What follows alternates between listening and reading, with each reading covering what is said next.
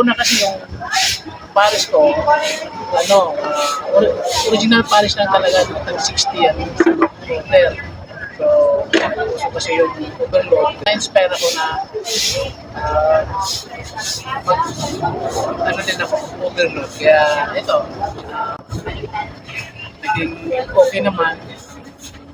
Ako rin nagluluto nito na Paris. Ikaw parang nagluluto nitong Paris nito. Oo, kasi sinimulan ko pa lang naman to, kulang pa ako sa tao. So, ako muna ang nagluluto, ako lahat nag-prepare, yung nagtaga-tinda ko, yung misis ko, sa mga kapatid. Minsan yung mga anak ko, yung anak kong lalaki, yan, kasama ko rin yung luto. Anong taong ka nagsimula mag-Paris? Nagsimula ako ng Paris ko, yung nakarang taon sa April, 1 year na rin. Tapos, na-inspire akong gawin ito, tayo ng business ng Paris. Then, dun sa Moscow, bigyan ako ng pagkakataon na dito magpwesto sa kanyang area. Kaya ito, ginawa ko na rin. Dati ba may experience ka ba sa paggagawa ng Paris? O nagtrabaho ka sa restaurant? Paano mo nakuha yung diskarte at pagtitimpla ng Paris? Although yung Paris naman kasi marami nang gumagawa niyan. So hindi pa naman gusto ng Paris. Pero yun, nagluluto na ako ng araw, nagiging-cook na ako nung panahon ng kabataan ko pa.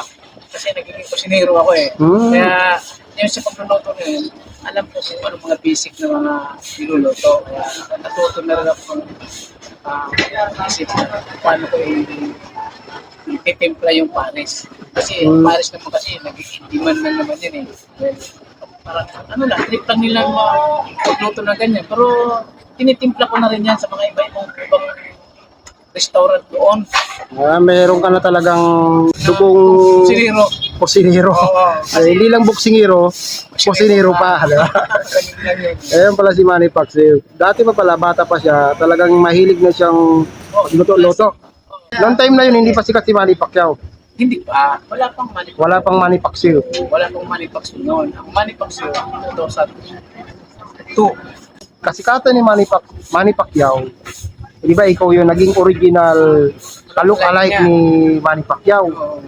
Baka pag nakita niyo itong video natin, dahil yung ka-look-alike niya ay nagtitinda na lang ng Paris, baka mahabag ang puso niya at suportahan kanya, matulungan kanya para mas lalong mapalago tong parisan mo. Anyanyahan ko siyang sana may time ko pupunta sa parisan ko. Sana kumain siya rito, no? Siyempre, kailangan ko rin na kumain siya, matikman niya yung tinulong ko sa akin. Ayan, Manny Pacquiao. Ito si Manny Pacquiao. Nananawagan na sana mapunta ka rin dito at matikman mo yung kanyang itinagmamalaking Paris ni Manny Pacquiao. Sana daw makakain ka rin sa kanyang parisan. Yes. Kaya inaasahan ko makarating dito. Itong Paris ni Manny Pacquiao na dinulumog na ngayon ng mga taga Paranaque. At maraming dumadayo rito, mga malalayong lumayo dito. Oo, maraming na rin. Cavite, yan. Jackie, Espinas. At saka maraming mga taga Batangas na pumunta na rito. Oo, talaga. Alam mo, kaya kami napasugo rito sa sinabalitaan namin na napakasarap daw ng Paris ni Manny Pacquiao. Hindi natin masasabi na napakasarap. Pero nasa inyo na yan, kung tikman nyo, kung saan masarap. Basta, ang masasabi ko lang sa Paris ko, pag kayo kumain, knock out ka sa sarap. Kaya pala nawawala na yung mga nakapila kay Diwata. Dito na pala sa'yo nagsinipatan. Dahil natikman nila yung napakasarap ng Paris ni Manny Pacquiao. Siyempre, original na beef Paris yan. Baka yan. Baka talaga. Wow.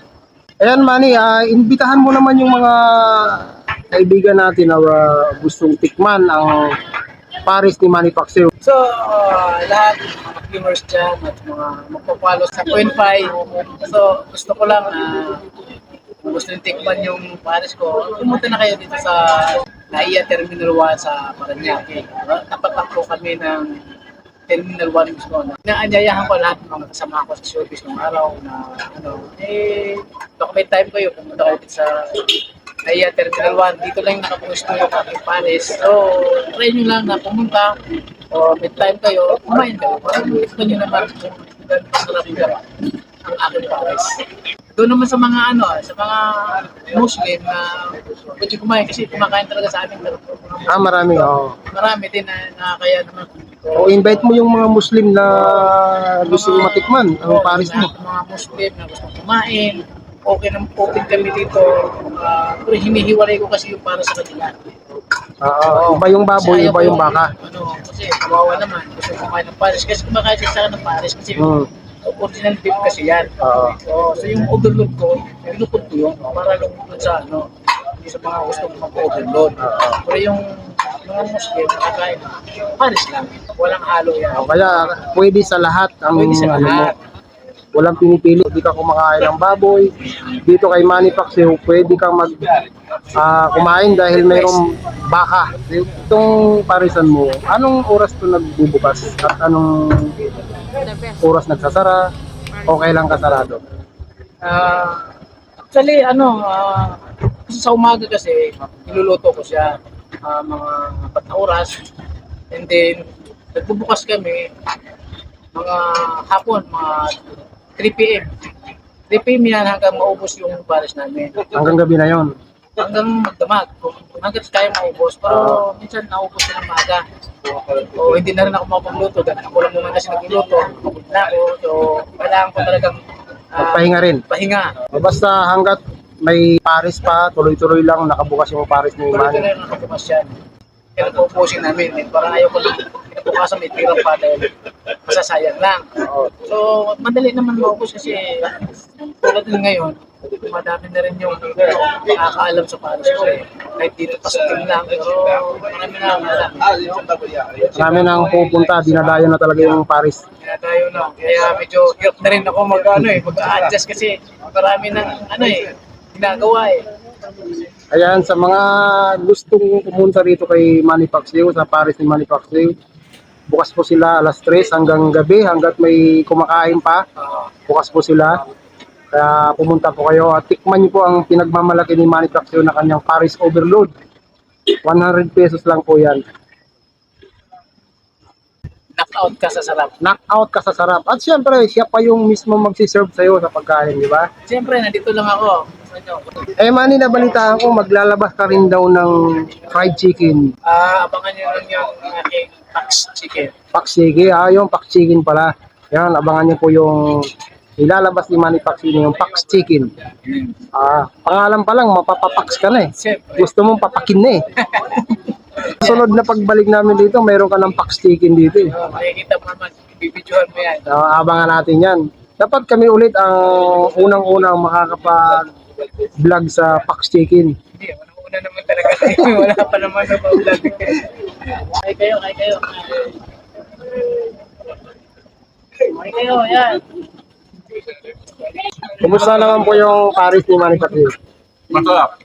Knockout ka sa sarap. Wow, yan. Pares overload ni Manny Pacquiao. Ayan guys. Siguro hindi na mabilang yung ilang beses na Talagang suki na kayo rito. Yes. Sir, ano po pangalan niyo, sir? Mark po. Mark. Yes, sir.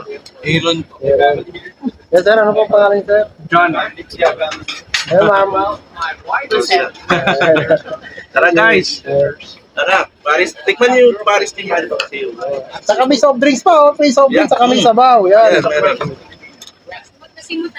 Simot na simot talaga. Ayan, oh. Yan ang tunay na, ay saka mayroon pa, pala, may itlog. May itlog yan. Yan. Ito, free yung itlog kasama sa overload. Wow.